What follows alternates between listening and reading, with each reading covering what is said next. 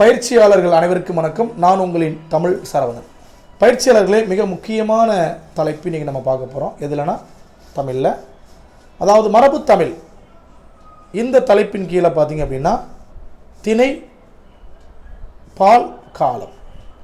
திணை மரபு, பால் மரபு, கால மரபு, இந்த மூன்றின் கீழே பார்க்க போகிறோம். இது நல்லா நீங்கள் இந்த இலக்கணம் தெரிஞ்சால் மட்டும்தான் இந்த மரபு பிழை நீக்கி எழுதுதல் அதில் சரி எழுத முடியும்.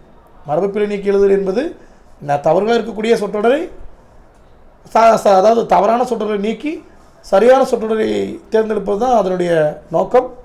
அப்போ அது தெரியணும் அப்படின்னா இந்த தலைப்பு உங்களுக்கு நல்லா எப்படி இருக்கணும்னா கிளியராக இருக்கும், நடத்தலாம். எங்கே சார் இருக்குன்னா 10ஆம் வகுப்பு தமிழ் புதிய புத்தகம் 10ஆம் வகுப்பு தமிழில் இயல் நம்பர் எத்தனைன்னு பார்த்தீங்க அப்படின்னா 4, பக்க எண் 90 இடம்பெற்று இருக்குது. ரைட்டுங்களா? அதில் பார்த்தீங்கன்னா இலக்கணம் பொதுன்னு ஆரம்பிக்கும். அதில் இது இருக்குது, பார்க்கலாம். மரபு தமிழை பார்க்கலாம். டிஸ்பிளே பண்ணுறேன் பாருங்கள். ஓகே, மரபு தமிழில் இந்த பக்கத்துலேருந்து இடம்பெறுது. முதல் எடுத்தோடனே திணையை பார்க்க போகிறோம். திணை அப்படின்னு பார்க்குறப்ப 2 திணைகள் உண்டு. என்னப்பா? ஒன்று உயர்திணை, இன்னொன்று அக்ரிணை. 6 அறிவு இருக்கக்கூடிய மக்களை உயர்திணை அப்படின்டுவோம். மற்ற உயிரினங்கள், அதாவது மக்களை தவிர்த்த மற்ற உயிரினங்களை பார்த்திங்க அப்படின்னா அக்ரிணை அப்படின்ற மாதிரி சொல்லுவோம். ரைட்டுங்களா? அதை இருதிணை. ஒன்று உயர்திணை, இன்னொன்று அக்ரிணை. பார்த்துங்கப்பா, அக்ரிணை, உயர்திணை. அக்ரிணை அல்திணை அப்படின்னு சொல்லுவாங்க. ரைட்டுங்களா? ஓகே, திணைக்கு அடுத்தபடியாக என்ன தலைப்பு அப்படின்னு பார்த்தீங்கன்னா ஐம்பால். பால் தான். பாலில் ஏன் ஐம்பால் அப்படின்றாங்க அப்படின்னா இதில் மொத்தம் இந்த பால் 5 வகைப்படும். ஆவின் பால், ஆரோக்கிய பால், அந்த பால் இல்லை. இது என்ன பால் அப்படின்னு பார்த்தீங்கன்னா திணையுடைய ஒரு உட்பிரிவு. ஏற்கனவே திணை பார்த்தோம் இல்லையா, உயர்திணை, அக்ரிணை. அதில் ஒரு உட்பிரிவு, சப்டிவிஷன். பால் என்பது பகுப்பு, பிரிவு. இந்த பொருள் வருது. நீங்கள் பார்க்க பார்த்தீங்களா, ஒரு பொருள் தருகின்ற வேறு வேறு சொற்கள் அதில் சேர்த்துக்கலாம். பால் அப்படின்னா பகுப்பையும் குறிக்கும், பிரிவையும் குறிக்கும். இதில் 5 வகை இருக்குது அப்படின்னா என்னென்ன வகை? 1 ஆண்பால், இது உயர்திணையில் வரும். இன்னொன்று பெண்பால், இன்னொன்று பலர்பால். ஆண், பெண், பலர், இது எல்லாமே பார்த்தீங்க அப்படின்னா மனிதர்களை குறிக்கிறது. அதனால் அது உயர்திணையில் வரும். ஆண்பால், பெண்பால், பலர்பால். அதே போல் அக்ரிணையில் ஒன்றன்பால், பலவின் பால் வரும். ஒன்றன்பால், பலவின் பால். மொத்தம் இது மாதிரி 5 பிரிவு கேட்பாங்க. உயர்திணையில் இடம்பெறக்கூடிய பால்கள் மொத்தம் 3, அக்ரிணையில் இடம்பெறக்கூடிய பால்கள் 2. ஓகே, உயர்திணைக்குரிய பால்களுக்குரிய உதாரணங்கள் பாருங்கள். இங்கே பாருங்கப்பா, உயர்திணைக்குரிய பால் பகுப்புகள் பார்த்துன்னு கண்டுபிடிச்சிடலாம். வீரன், அண்ணன், மருதன், இதெல்லாம் பார்த்துன்னு தெரியுது. எல்லாமே என்னது? ஆண்பாலுக்குரிய பெயர்கள். அப்போ இது ஆண்பால். அதே மாதிரி மகள், அரசி, தலைவி, இதெல்லாம் பெண்பாலுக்குரிய பெயர்கள் பார்த்துன்னு தெரியுது. பலர்பால் பாருங்கள். மக்கள், பெண்கள், ஆடவர். ஆடவர் நேர்ப்பா ஆண்களை தான் குறிக்கிறது. இதெல்லாம் பார்த்திங்க அப்படின்னா பலர்பாலை குறிக்கிறது. இதே போல் இந்த 3ல் நம்ம சந்தேகம் வராது. இந்த ஒன்றன்பால், பலவின் பாலை மட்டும் நல்லா பார்த்துங்க. இருங்க, எடுத்து காமிக்கிறேன். இங்கே பாருங்கள், அக்ரிணைக்குரிய பால் பகுப்புகள். அக்ரிணையில் ஒன்றனை குறிப்பது ஒன்றன்பால். யானை. யானை உயிராக இருந்தாலும் அது மனிதர்களோடு ஒப்பிட முடியாது. அதனால், ஆனால் உண்மையில் பார்த்தீங்கன்னா மிருகங்கள் தான் பார்த்தீங்கன்னா ரொம்ப ஆரோக்கியமாக இருக்குது. மனிதர்களோட அறிவு குறைஞ்சு தான் தெரிகிறா எல்லாருமே. ரைட்டுங்களா? ஓகே, இருந்தாலும் நம்முடைய இலக்கண முறைப்படி சொல்லணும் அல்லவா. அக்ரிணையில் ஒன்றனை குறிப்பது ஒன்றன்பால். யானை, புறா, மலை, இதெல்லாமே பார்த்தீங்க அப்படின்னா மலையும் புறாவும் ஒன்றா வச்சுருக்காங்க. உயிர் இருந்தாலும் உயிர் இல்லாததுக்கு அர்த்தமாக சொல்கிறாங்க. ரைட்டுங்களா? அக்ரிணை அது எல்லாமே அக்ரிணை தான்ப்பா, ஆனால் சிங்கிள் தான். யானை, புறா, மலை. அப்படி இல்லாமல் யானைகள், புறாக்கள், மலைகள் அப்படின்னு வந்துச்சு அப்படின்னா அது என்னது? பலவின் பால். அது ஒன்றன்பால், இது பலவின் பால். ரைட்டுங்களா? ஓகேப்பா. அதுக்கு அடுத்து இடம்பெற்றிருக்கக்கூடிய மூவியிடம் இதை நான் நடத்தலை. ஏன் அப்படின்னா ஏற்கனவே உங்களுக்கு நான் பழைய வீடியோவில் நடத்தியிருக்கேன். உங்களுக்கு மூவியிடம் தன்மை முன்னிலை பலருக்கு நடத்தியிருக்கேன். அதனால என்ன பண்ணுறேன்னா இந்த இடத்துல என்ன பண்ணுறேன்னா நான் கடந்து போகிறேன். நமக்கு நேரம் முக்கியம் அல்லவா, அதனால் கடந்து போகிறேன். நீங்கள் வாட்சி பாருங்கள், புரியும். அதை தொடர்ந்து என்ன பார்க்க போகிறோம் அப்படின்னா வலுநிலை, வளாநிலை, வலுவமைதி. சரி, இது நம்ம சிலபஸில் இல்லையே அப்படின்னு நீங்கள் கருதலாம். ஆனால் நேற்று நம்ம பார்த்த உதாரணங்கள் பார்த்துருக்குது. அதில் பார்த்தீங்கன்னா இந்த வலு, வளாநிலை, வலுவமைதி அதோடு தான் சில சொற்றொடர் கொடுத்து நம்ம தவறுன்னு கண்டுபிடிச்சு சொல்லியிருக்காங்க. அது சரியான சொற்றொடரை தேர்ந்தெடுக்க அப்படின்னாலும் இதெல்லாம் நம்ம பார்த்து தான் ஆகணும், சரிங்களா? ஏன்னா நம்ம காலம் பார்க்குறது காலம் இதுக்குள்ளே தான் வரும், அதனால் நம்ம பார்த்து தான் ஆகணும். பார்க்கலாம். வலுன்னு என்ன சார்? வழக்குன்னு என்னப்பா? வழக்கு எப்போ தொடுப்பீங்க? ஏதோ ஒரு குற்றம் நடந்துருச்சு, உங்களுக்கு எதிராக ஒரு குற்றம் நடந்து விட்டால் நீங்கள் வழக்கு தொடுப்பீர்கள். அதோடைய ஒரு வேறு சொல் மாதிரி தான் இது வலு. வலு என்பது குற்றத்தை தான் குறிக்குது. வலு என்ன சார் அப்படின்னா, பிழையோடு பேசுறது எழுதுறது வந்து வலு, தவறு. அப்படி இல்லாமல் பேசுறதும் எழுதுறதும் தமிழ் மொழிய வளாநிலை. வலுவை மீது பின்னாடி பார்க்கலாம். இந்த ரெண்டு மட்டும் மைண்டில் வச்சுங்க. வலுநிலை, வளாநிலை. வலு என்பது குற்றத்துடன் பேசுவது எழுதுவது, வளாநிலை என்பது தவறின்றி பிழையின்றி பேசுவது எழுதுவது, ரைட்டுங்களா? அதை மட்டும் மைண்டில் வச்சுங்க. இப்போ பாருங்கள், இந்த தாளுடைய வலது பக்கத்தில் பாருங்களேன், ஒரு முக்கியமான விஷயம் இருக்குது. இரு தினையும் ஐம்பாலும், அதாவது உயர்தினை அக்ரிணை இப்போ பார்த்தோம்ல, அது ஐம்பாலும் மூவிடம் தன்மை முன்னிலை படற்கை காலமும் வினாவும் விடையும் பல வகை மரபுகளும் ஆகிய 7ம் தொடர்களில் இலக்கண பிழையுடன் வந்தால் அவை வலு. அப்போ வலு என்பது ஒரு தவறான சொற்றொடர் கொடுக்குறாங்கன்னா, இப்போ மேலே பார்த்த இந்த 7ன் அடிப்படையில் எப்படி வேணால் கொடுக்கலாம். அந்த 7மே இல்லாமல் எழுதுனா தான் சரியான தொடர். அப்போ நம்ம என்ன பண்ணணும்? 7மே பார்க்கலாங்களா? ஓகே, அது இல்லாமல் எழுதுனா வளாநிலை. இப்போ ஒரு அட்டவணை கொடுத்துருக்காங்க பாருங்கள், நம்முடைய எளிமைக்காக, எளிமையாக புரிந்து கொள்வதற்காக இந்த அட்டவணையை பாருங்கள். மொத்தம் அந்த 7 பொருள்களில் இருக்கக்கூடிய வலுக்களை பார்க்கும். திணையில் வருவது பாருங்கள், செலியன் வந்தது. செலியன் என்பது உயர்திணை, அதுவும் ஆண்பாலுக்கான உயர்திணை. அப்போ செலியன் வந்தான் என்று தான் வர வேண்டும். நேற்று பார்த்து உதாரணத்துக்கு நீங்கள் கூட யோசிச்சிருப்பீங்க, என்ன சார் நிறைய எக்ஸாம்பிள் வந்து நடத்தாத சொல்கிறாருன்னு நினச்சிருப்பீங்க. நான் இன்றைக்கி நடத்த போகிறாரு, அதனால தான் நான் முன்னாடி நேற்று சொல்லிட்டேன். அது எல்லாமே கலந்து வந்தது. சரி, அப்போ ஒரு வழி இல்லை, இலக்கணத்தை நடத்திட்டு தான் அதை நடத்தணும். அதனால் உங்களுக்கு 20 நிமிடத்தில் அந்த வீடியோவை முடித்தேன். இப்போ இதை பார்த்துட்டு திரும்ப அதை பார்ப்போம் பாருங்கள். அதே பார்க்க மாட்டோம், வேறு எக்ஸாம்பிள் கண்டிப்பாக கிளியராக புரிஞ்சு கவனிங்க. பால் அடிப்படையில் இடம்பெற்றிருக்கக்கூடிய வலு. கண்ணகி உண்டான். கண்ணகி என்பது பெண்பால், உண்டான் என்பது ஆண்பாலுக்குரிய பயனிலை. அப்போ கண்ணகி உண்டாள் என்பது தான் சரி. இடம் நீ வந்தேன், தவறு. நீ வந்தாய் என்பது தான் சரி. நேற்று வருவான். நேற்று என்பது பாஸ்ட் டென்ஸ், இறந்த காலம். அப்போ நேற்று வந்தான். வினா, ஒரு விரலை காட்டி சிறியதோ பெரியதோ என்று கேட்டது. சிறியதோ பெரியதோ என்று வரக்கூடாது. இரு விரல்களை காட்டி எது சிறியது எது பெரியது, சிறியதோ அப்படின்னு வினா வரக்கூடாதுன்றாங்க. எது சிறியது எது பெரியதுன்னு வரும். அடுத்து விடை, கண்ணன் எங்கே இருக்கிறார்? கண்ணாடி பைக்குள் இருக்கிறது. நல்லா கேட்டுங்க, கண்ணன் எங்கே இருக்கிறார் என்ற வினாவிற்கு கண்ணாடி பைக்குள் இருக்கிறது என்று விடையளித்தது சரியா? முற்றிலும் தவறாக இருக்குது. இப்போ கண்ணன் எங்கே இருக்கிறார் அப்படின்னா கண்ணன் வீட்டிற்குள் இருக்கிறார். நமக்கு என்ன சொல்ல முடியா? எங்கடா ஃப்ரெண்ட் எங்கடா, இதே சட்டை பாக்கெட்டில் இருக்கான் அப்படின்னு நக்கலாக சொல்லுவோம். ஆனால் அது பதில் இல்லை, அது தவறு தானே. அந்த மாதிரி மரபு, தென்னை மரங்கள் உள்ள பகுதியை தென்னன் தோட்டம் என்று கூறுவார். இந்த மட்டும் நோட் பண்ணிக்கப்பா. இந்த மரபு வலு இருக்குது பார்த்தீங்களா, மரபு பிழையற்ற தொடரை தேர்வுன்னு நிறைய கேட்பாங்க. நம்ம அடுத்தது பார்ப்போம், அது நிறைய உதாரணங்கள் இருக்குது, பார்ப்போம். தென்னந்தோட்டம் என்பது தவறு, தென்னன் தோப்பு என்பதே சரி. தென்னன் தோப்பு என்பது சரி. இது மாதிரி இருக்கக்கூடிய விஷயங்களை தான் நீ தொடர்ச்சியாக இருக்க வரக்கூடிய வீடியோக்குள்ளே பார்க்கலாங்களா? கவனிங்க. இப்போ இந்த வீடியோவில் பார்த்தீங்கன்னா நம்ம கற்றுக்க போகிறோம், அடுத்த வீடியோவில் அப்ளை பண்ண போகிறோம். அப்படி இப்படி பார்ப்போம், அப்போ தான் ஈஸியாக இருக்கும். கவனிங்க. வலு அமைதி, வலுநிலை பார்த்தோம், வளாநிலை பார்த்தோம், வலு அமைதி. வலு அமைதியை பின்னாடி சொல்கிறேன்னு சொல்லியிருந்தேன். அதாவது சொல்கிறது தப்பாக தான் சொல்கிறது, இலக்கண மாதிரி இப்படி இல்லாமல் பேசுகிற மாதிரியும் எழுதுகிற மாதிரி சொல்கிறது. ஆனாலும் சில காரணங்களுக்கு ஏற்றுக்குவாங்க, தப்பாக இருந்தாலும் ஏற்றுக்குவாங்க. அப்போ அந்த மாதிரி இருந்துச்சுன்னா அது வலு அமைதி. சில காரணங்கள் ஏற்றுக்கிறது என்னென்ன சார் அப்படின்னா, பாருங்கள், வலு அமைதி என்னென்னு பாருங்கள். இலக்கண முறைப்படி பிழையுடையது எனினும் இலக்கண ஆசிரியர்களால் ஏதேனும் ஒரு காரணம் கருதி பிழையன்று என ஏற்றுக்கொள்ளப்படுவது வலு அமைதி ஆகும். அதில் 5 வகைகள் உண்டு. திணை வலு அமைதி, பால் வலு அமைதி, இட வலு அமைதி, கால வலு அமைதி, மரபு வலு அமைதி. ரைட், ஒவ்வொன்றாக பார்க்கலாம். திணை வலு அமைதி.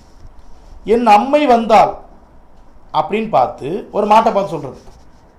இப்போ ஜல்லிக்கட்டில் பார்த்துருப்பீங்க, அலங்காநல்லூர் எங்கள் ஏரியா பக்கம்.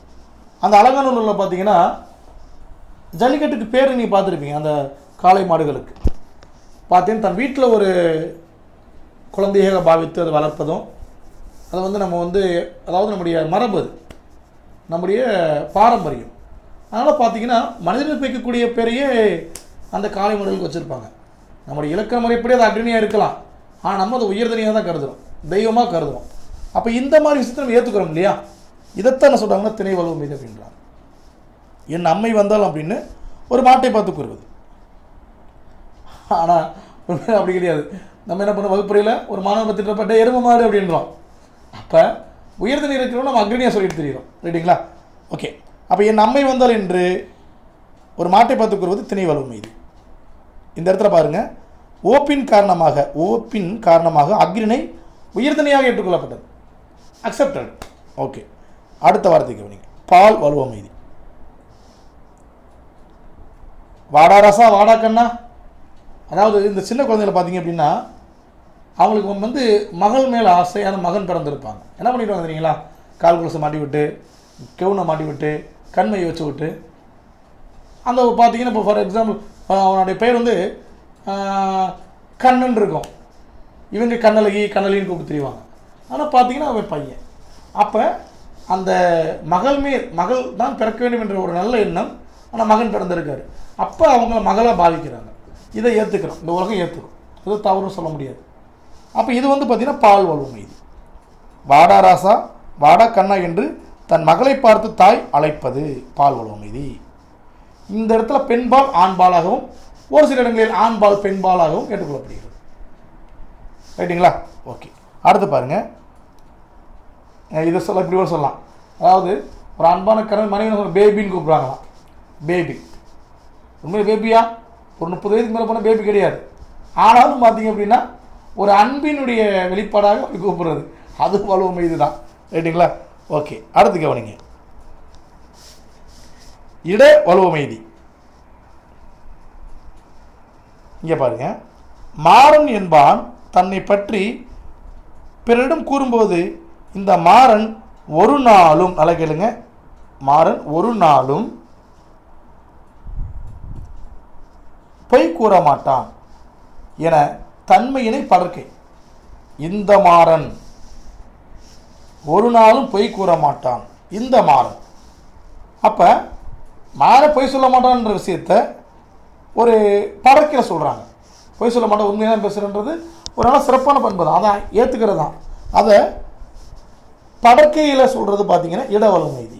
இடம் மாறுபடுற நேரத்தில் தன்மை படர்க்கையாக மாறிவிடுகிறது. இது இட வலுவ மீதி அப்படின்றாங்க. கால வலுவ மீதின சார், குடியரசுத் தலைவர் நாளை தமிழகம் வருகிறார். நல்லா கேட்டுக்கோங்க, குடியரசுத் தலைவர் நாளை தமிழகம் வருகிறார். ஆனால் உண்மையில் இந்த வார்த்தை எப்படி வரும் தெரியுங்களா? குடியரசுத் தலைவர் நாளை வருவார் அப்படி சொல்லணும். ஆனால் நம்ம பார்த்தீங்க அப்படின்னா இந்த நாளை வருவார் அப்படின்னு தான் ரைட்டு, ஆனால் வருகிறான்னு ஏற்றுக்கிட்டோம். ஏன் சார்? ரெண்டும் ஒரே அர்த்தமாக இருந்தாலும் இது சந்தேகத்தின் அடிப்படையில் இருக்குது. வருகிறார் என்பது உறுதித்தன்மையின் அடிப்படையில் இருக்குது. வருவார் போவார் அந்த மாதிரி, அது உறுதியற்ற தன்மை. வருகிறார், வந்துவிட்டார் அப்படின்றாங்க இல்லையா? ஸோ உறுதித்தன்மையோடு சொல்கிறாங்க. அதனால் அந்த உறுதித்தன்மையின் அடிப்படையில் இது பார்த்தீங்கன்னா கால வலுவ மீதி ஏற்றுக்கொள்ளக்கூடியது தான். சந்தேகத்தின் அடிப்படையில் சொல்லாமல் உறுதியாக சொல்கிறதுனால அது யாருமே பிழை என்று சொல்ல முடியாது, ஏற்றுக்குவாங்க. அடுத்து மரபு வலுவ மீதி. இது ரொம்ப முக்கியம்ப்பா. இந்த மரபு வலுவ மீதி போட்டித் தேர்வுகளில் பல முறை கேட்டிருக்காங்க. பாருங்களேன், கத்தும் குயில் ஓசை. ஏப்பா குயில் கூவுன்னு தான் நம்ம சொல்லுவாங்க, ஏப்பா கத்துன்னு கொடுத்துருக்காங்க. அடுத்த வார்த்தைக்கு கவனிங்க. கத்தும் குயிலோசை சற்றே வந்து காதிர் பட வேணும் சொன்னது யார்? பாரதியார். குயில் கூவும் என்பது எல்லாத்துக்கும் தெரியும், அதான் மரபு. அந்த இடத்துல குயில் என்னன்றார்? கத்தும் அப்படின்றார். ஏன் சார் அப்படின்னா, ஏன்னா இது வந்து கவிதை, கமலஹாசன் மாதிரி கவிதை உண்மைதான். அதனால் இந்த இடத்துல பார்த்தீங்கன்னா மரபு வலுவ மீதியாக இது ஏற்றுக்கொள்ளப்படுகிறது. கையில் வந்து அதை மன்னிக்கும், குயில் வந்து கத்துன்னு சொல்லக்கூடாது. ஆனால் இந்த இடத்துல பார்த்தீங்கன்னா கவிதை இணையத்துக்காக அதை எடுத்துக்கொள்ளப்படுகிறது. நான் சொல்ல முடியா, அந்த பெண் பார்த்தீங்கன்னாப்பா கிளி மாதிரி பேசுகிற அப்படின்வாங்க. ஆனால் கிளி மாதிரி பேசுகிற எப்படி இருக்கும்? இது மாதிரி கன்றாவே தான் இருக்கும், கிச்சு கிச்சுன்னு தான் இருக்கும். ஆனாலும் அந்த கிளி பேசுவதை இனிமையாக பேசுகிறோம் என்பதற்கு அந்த மாதிரி ஒரு வார்த்தையை கொண்டு வந்துடுறாங்க. இப்போ நல்லா கவனித்து பார்த்தீங்கன்னா இதெல்லாமே தவறான வார்த்தைகளாக பயன்படுத்தப்பட்டாலும் நம்முடைய மக்களால் ஏற்றுக்கொள்ளப்பட்டது. அப்படி பார்த்தா கவிஞருடைய கவிதைகள் அனைத்துமே இந்த மரபு வலுவமைதில் தான் இடம்பெறும். உண்மைதானப்பா? நிறைய கவிதைகள், அதாவது பார்த்திங்கன்னா ஒரு பெண்ணை வந்து ஒரு ஒப்பீடு செய்வதாகட்டும், நிலவை ஒப்பீடு செய்வதாகட்டும், கடல், இயற்கை, அன்னை, எதை ஒப்பீடு செய்வதாகட்டும் ஒப்பீடு பண்ணாலும் பார்த்திங்கன்னா இப்போ இயற்கையை பார்த்திங்க அப்படின்னா ஒரு பெண்ணோட கூந்தலோட இது பண்ணி அந்த அருவியோட இதை பண்ணியெல்லாம் சினிமா பாடல்களை பார்த்துருப்பீங்க. இது எல்லாமே மரபு வலுவமைதி தான். ஆனால் அது வந்து அதனுடைய ரசனைக்காக மனிதர்கள் ஏற்றுக்கொள்ளப்படுகிறது. புரியுங்களா? அப்போ பிழையாக இருந்தாலும் அது ரசனைக்காகவும் அது வேறு சில காரணங்களுக்காகவும் ஏற்றுக்கொள்ளப்பட்டால் அது வலுவமைதி. வலுவமைதி மிக முக்கியமான ஒரு தலைப்பு. எதுக்கு? போட்டித் தேர்விற்கு. இப்போ பார்த்தீங்கன்னா நம்முடைய அந்த இலக்கணத்தை கற்றுக்கிட்டோம். இப்போ என்ன பண்ண போகிறோம்னா போட்டித் தேர்வுக்கு இந்த மாதிரி வினாக்கள் வந்தால் எப்படி நம்ம அணுகிறதுன்னு பார்க்கலாம். மொதல் புத்தகத்தில் பார்த்துருவோம் இன்றைக்கி. அப்புறம் பார்த்தீங்கன்னா போட்டித் தேர்வில் கேட்டதை நாளை வீடியோவில் பார்க்கலாம். கீழ்காணும் தொடர்களில் வலுவமைதி வகைகளை இனங்கண்டு எழுதுக. அமைச்சர் நாளை விழாவிற்கு வருகிறார். இது என்னப்பா அப்படின்னு பார்த்தீங்க அப்படின்னா வருகிறார், வருவார்னு வரணும், வருகிறார் என்ற உறுதித்தன்மையில் வந்திருக்கு. அப்போ இது என்ன வலுவமைதின்னு பார்த்தீங்கன்னா கால வலுவமைதி. உங்களுக்கு விஷயம் புரிஞ்சிருச்சுன்னா இதெல்லாம் நீங்கள் ஈஸி நீங்களே கண்டுபிடிச்சிடலாம். அடுத்து பாருங்கள், இந்த கண்ணன் ஒன்றை செய்தான். இப்போ தன்மை பார்த்தீங்க அப்படின்னா படற்கையில் வந்திருக்கு. அப்போ இது என்ன வலுவமைதிப்பா? அப்போ இது பார்த்தீங்கன்னா இட வலுவமைதி. ரைட்டுங்களா? மூன்றாவது, சிறிய வயதில் இந்த மரத்தில் தான் ஊஞ்சல் கட்டி விளையாடுவோம். அப்போ படற்கையில் வந்திருக்கு. இதுவும் என்னதான்? கால வலுவமைதி. Right, okay. அடுத்து கவனிங்க, செல்வன் இளவேலன் இந்த சிறு வயதிலேயே விளையாட்டுத்துறையில் சாதனை புரிந்திருக்கிறான் அப்படின்னு வந்திருக்கணும். சிறு வயது அவனை வந்தால் சொல்லுவோம். ஆனால் இந்த இடத்துல பார்த்தீங்கன்னா அவன் சாதனை புரிந்ததற்காக புரிந்திருக்கிறார் என்று மாறியிருக்கு. உண்மைதானுங்க? அவர் வந்து ஒரு மரியாதை நிமித்தமாக சொல்கிறாங்க. அப்படி நம்ம என்ன பண்ண முடியாது, வலுவாக எடுத்துக்கொள்ள முடியாது. வலுவமைதி தான். எந்த மாதிரி வலுவமைதி அப்படின்னா பால் வலுவமைதி. ஆண்பால் இல்லாமல் அதை பார்த்தீங்கன்னா ஒரு பலர்பால் இதில் கொண்டு வந்திருக்காங்க. ரைட்டுங்களா? ஓகே. இப்போ என்ன கேட்டிருக்கீங்க வினா என்னப்பா? கீழ்காணும் தொடர்களில் வலுவமைதி வகைகளை இனங்கண்டு எழுதுக. நாளுக்குமே இனம் கண்டாச்சு. ரைட்டுங்களா? ஓகே. இப்போ நான் சொன்ன அந்த பதிலை பார்த்தீங்கன்னா ஏபிசிடி மாற்றி கொடுத்து அது என்ன வலுவமைதின்னு ஆப்ஷனில் கொடுத்து கேட்க வாய்ப்புகள் உண்டு. இரண்டாவது கேள்வி, அடைப்புக்குறிக்குள் உள்ளவாறு மாற்றுக. மாற்றிடலாமா? வாங்க முயற்சி பண்ணுவோம். முதல்ல இதை கவனிங்க. தந்தை மகனே, நாளை உன்னுடைய தோழன் அழகனை அழைத்து வா என்று சொன்னார். இதில் ஆண்பார் பெயர்களை பெண்பாலாக மாற்றி தொடரை எழுதுக. நம்மளே மாற்றி நம்மளே எழுதணும். எழுதலாமா? தந்தை. அப்போ தந்தை என்று போகும்போது அங்கிருந்து மாற்றிடுவோமா? மாற்றிடுவோம். தாய். மகளே, நாளை உன்னுடைய தோழி அழகியை அழைத்து வா. சரி வருதுங்களா? அவ்வளோதான். இப்படி மாற்றி சொல்லி கேட்கலாம்ப்பா, போட்டித்தில் கேட்கலாம். அடுத்து கவனிங்க, வலுவை வளாநிலையாக மாற்றுக. தவறாக இருக்கிறதா சரி பண்ணுங்க அப்படின்றாங்க. அக்கா நேற்று வீட்டுக்கு வந்தது. அக்கா நேற்று வீட்டுக்கு வந்ததுன்னா அக்கா அப்புறம் பார்த்து விளக்கமாக தான் நம்மளை அடிக்கும். அக்கா நேற்று வீட்டுக்கு ஒன்று மரியாதை சொல்லணும், இல்லை ரொம்ப கொஞ்சம் வயது வித்தியாசம் கம்மினா நேற்று வீட்டுக்கு வந்தாலும் கூட சொல்லலாம். அக்கா புறப்படும் போது அம்மா வழி அனுப்பியது கிடையாது. அம்மா வழி அனுப்பினாலும் சொல்லக்கூடாது. இந்த இடத்துல அம்மா அல்லவா, வழி அனுப்பினார்கள், வழி அனுப்பினர், அந்த பலர்பால சொல்லலாம். ரைட்டுங்களா? அப்போ இதுதான் வலுவை வளாநிலையாக மாற்றுவது. அடுத்து பாருங்கள், இதோ முடித்து விடுவேன் என்று செயலை முடிக்கும் முன்பே கூறினார். வளாநிலையை வலுவமைதியாக மாற்ற சொல்கிறாங்க. தவறில்லாமல் தான் இருக்குது. ஆனால் இது வந்து நீங்கள் உங்களுடைய சில காரணங்களை மாற்றிக்கிங்க. ஆனால் பார்த்தீங்கன்னா ஏற்றுக்கிற மாதிரி இருக்கணும். இதோ முடித்து விடுவேன் என்ற செயலை முடிக்கும் முன்பே கூறினார். இது எப்படி சொல்லலாம்? அது ஈயனா கவனிங்கப்பா. அவன் உன்னிடமும் என்னிடமும் செய்தியை இன்னும் கூறவில்லை. இல்லை உங்களுக்கு வேலை தெரியுங்களா, இந்த ஈவும் ரெண்டுமே நீங்கள் தான் கண்டுபிடிக்க போகிறீங்க. கீழே கமெண்ட் பாக்ஸில் பார்க்குறீங்க. வீடியோ முழுவதும் பார்த்தா தான் கண்டிப்பாக இந்த ரெண்டுக்கு பதில் சொல்ல முடியும். 10ஆம் பாட புக்கத்தை எடுத்து ரைட்டை ரெஃபர் பண்ணி கமெண்ட் பாக்ஸில் கொடுங்க. தவறாக இருந்தால் பரவாயில்ல, கற்றுக்குவோம். ரைட்டுங்களா? இல்லை சார் நான் வந்து எனக்கு கமெண்ட் பாக்ஸில் கொடுக்க வருத்தமாக இருக்குது, வாட்ஸ்அப்பில் கேட்குறேன், வாட்ஸ்அப்லையும் கேளுங்க. டவுட் அதாவது நீங்கள் பண்ணுறது சரியாக இருந்தால் சரின்ற, தவறுனா சுட்டி காட்டுறேன். அடுத்த வீடியோவில் முதல் நாள் என்ன பண்ணிவிடுவோம், முதல் நிமிடத்தில் இது விளக்கம் கொடுத்துட்டு நம்ம அடுத்து என்ன பண்ணோம்னா புதிய அதாவது போட்டித்தேர்வு கேட்கப்பட்ட வினாக்களுக்கு விளக்கம் பார்ப்போம். இப்போ 2 உங்களுக்கு அதாவது என்ன சொல்கிறது, ஹோம்ஒர்க். இதோ முடித்து விடுவேன் என்ற செயலை முடிக்கும் முன்பே கூறினார். இதில் வளாநிலை இருக்கிறத வலுவ மீதியாக மாற்றணும். 1, அவன் உன்னிடமும் என்னிடமும் செய்தியை இன்னும் கோரவில்லை. படற்கையை முன்னிலையை மாற்றிடுங்க, முன்னிலையை மாற்றி போடுங்க. அதாவது படற்கையை முன்னிலைத்தன்மையை தன்மை படற்கையாக மாற்றி எழுதுங்க பார்ப்போம். எழுதுங்க உங்களால் முடியுதான்னு பார்ப்போம். ரைட்டுங்களா? கண்டிப்பாக இதை பற்றி விளக்கம் அடுத்த வீடியோவில் ஆரம்பத்தில் பார்த்தோம். வீடியோ நல்லா இருந்துச்சு அப்படின்னா லைக் கொடுங்க. சரியாக பண்ணியிருந்தால் வாழ்த்துக்கள் சொல்லுங்கள். இல்லை அப்படின்னா நெகட்டிவ் கமெண்ட் வந்து சொல்லுங்கள். அதை பார்த்து என்ன சரி பண்ணிக்கிறேன், நானே சரி பண்ணிக்கிறேன். நன்றி.